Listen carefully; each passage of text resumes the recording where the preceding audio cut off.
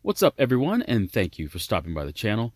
Today's project is this weed eater brand Hedge trimmer that was picked up from a garage sale. Now the problem is that the seller doesn't know if it runs and has no information on it.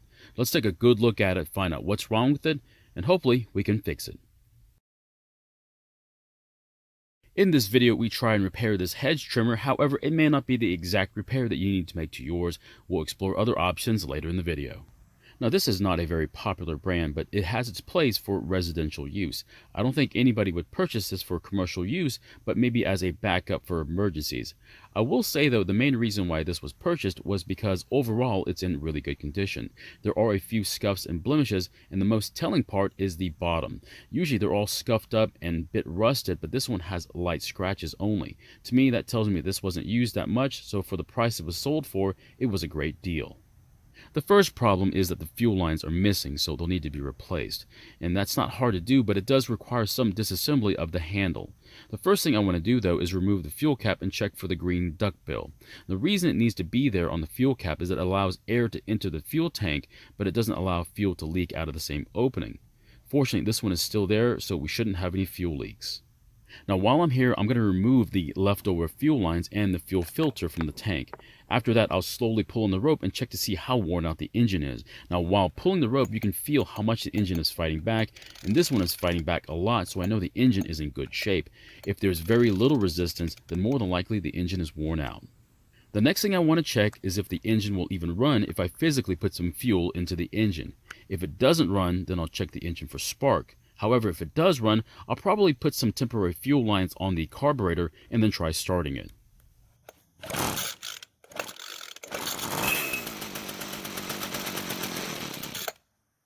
And fortunately, it started and ran, but before I run the lines, I want to replace the primer bulb so I can purge the air from the lines. Now this one looks fine, but it could burst at any time, so I'll replace it now. It's pretty easy to do. You don't even need to remove the carburetor from the engine. Since I'm here, I might as well take the pump side of the carburetor off and look for a clogged screen and inspect the pumping diaphragm. So here's the internal screen that will protect it from clogging all these small passages if the fuel filter falls off the line in the tank. And as you can see, it's clear of any debris, so there's no problem here. Next, I want to check that these two flaps are parallel with the rest of the diaphragm.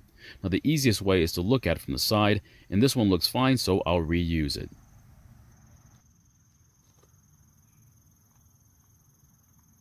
The next thing I need to do is get some fuel line and a primer bulb. Now this is a box of leftover parts from a kit that I ordered a few weeks ago. There's still plenty of fuel line left over, and now I just need to find the spare primer bulb. Now this is one of the reasons why I buy these kits. It has a lot of extra parts that I could use on a later repair, and it didn't cost that much more than the actual part that I needed to use from the kit. There is also an extra spark plug just in case I need it, but it looks like someone already replaced it with a brand new spark plug.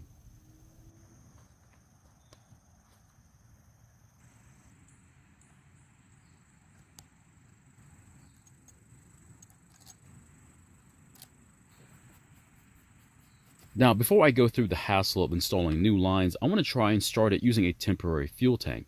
That way, if I find out that the engine is broken or something else is seriously wrong, I'll have saved some time by finding out now rather than later.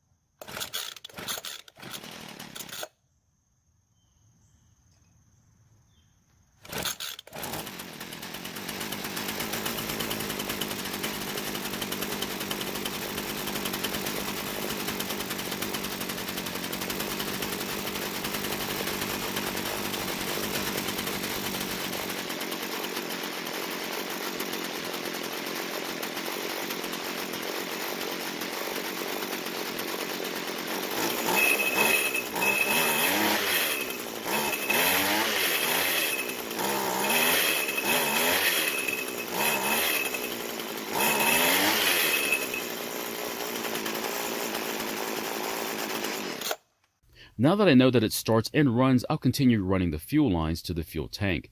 Now for this style of trimmer, the first thing I need to do is remove part of the handle and then remove what's left over of the old fuel lines.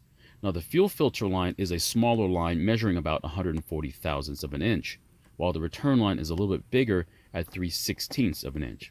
It also looks like they use a plastic splice on the return line just to keep the line from coming out of the tank. To help get the lines into the tank, I'll cut them at a sharp angle.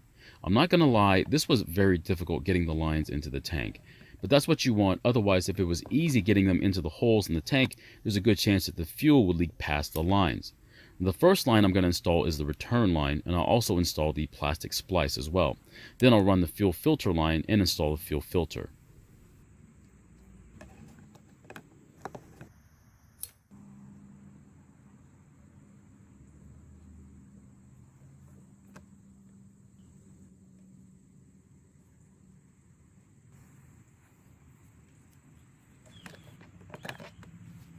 The next thing I want to do is run the fuel lines through the handle. First, I'll put the smaller line into the slot, followed by the kill switch wires. Then I'll put the larger return line next to the wires and then reassemble the handle.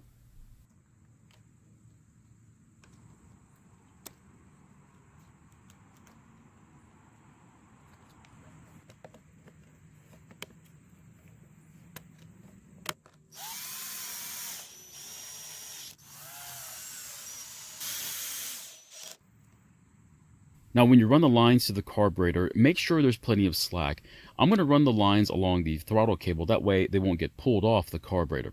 Now remember that the smaller line goes to the lower port while the larger line goes to the upper port. After that, put some fuel in the tank and let's try starting it again.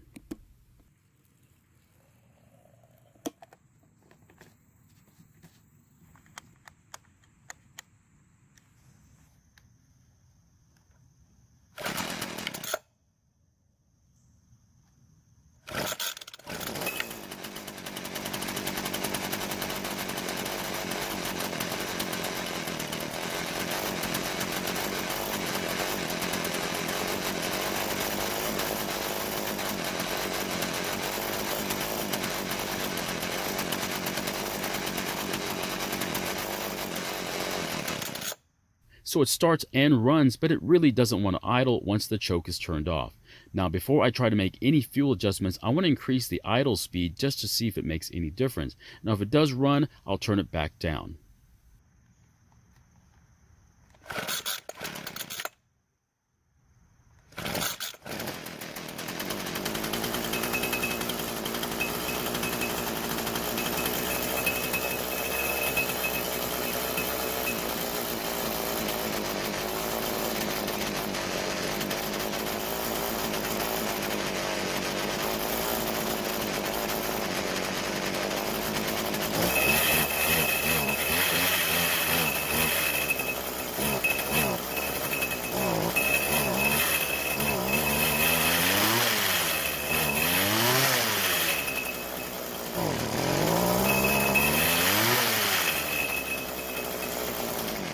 So increasing the idle speed kept the engine from dying, but it still didn't want to run very well, especially when squeezing the trigger. Now since it runs well with half choke and worse with no choke, it seems that the engine is starving for fuel. Now I'll need to use a special tool to make fuel adjustments, and you can find these online for a couple of dollars, or you can improvise a tool to help turn the screws. Now the L screw is closer to the engine and is for low engine speed fuel adjustment. This is the one I'm going to need to turn. While the H screw is closer to the air filter and is for high engine speed fuel adjustment. Now to begin the adjustment, I'm going to turn the L screw counterclockwise about a quarter turn. This will allow a little bit more fuel for the engine to hopefully keep from dying. Now this engine is still warm from our other attempts, so I won't use choke this time.